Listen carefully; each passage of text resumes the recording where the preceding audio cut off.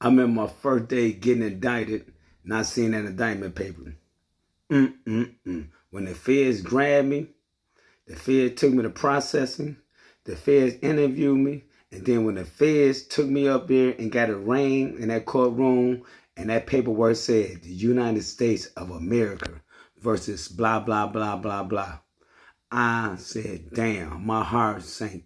When I sit up and looked at that man in that black robe with them glasses on, it seemed like he was up 20 feet higher than me because I had to look up to him.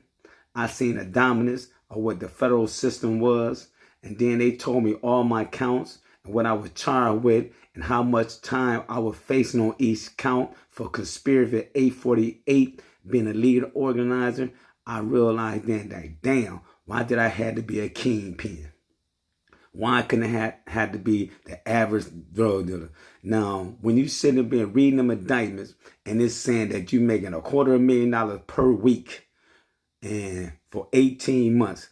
Now, that's equivalent to $18 million they said I made on the streets. You know, that's a scary feeling when they got all these different counts: conspiracy, distribution, conspiring, leader organizer, money laundering. Oh, man, my heart just fell. Then I realized, damn, why couldn't I sit there and stay in the United States Marine Corps? Why did I have to go against everything that my parents taught me? Why did I have to go against my society and poison my community? But it was too late. It was too late. I sit in that room. I prayed for a bond. I didn't get that bond. Then I sit there and pray that the outcome be better. I went to trial. I came out of trial convicted as a convicted felon and sentenced to over 240 some months. And guess what?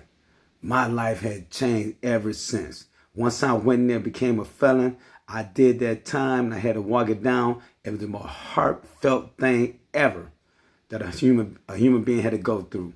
Being a felon, being locked up in a cave with other demonic people who were willing to harm me at any call, any slight disrespect, my life could have ended and I would never come back to society. So young men, young ladies, young shooters, young gangbangers, whatever you want to call yourself, it isn't worth it.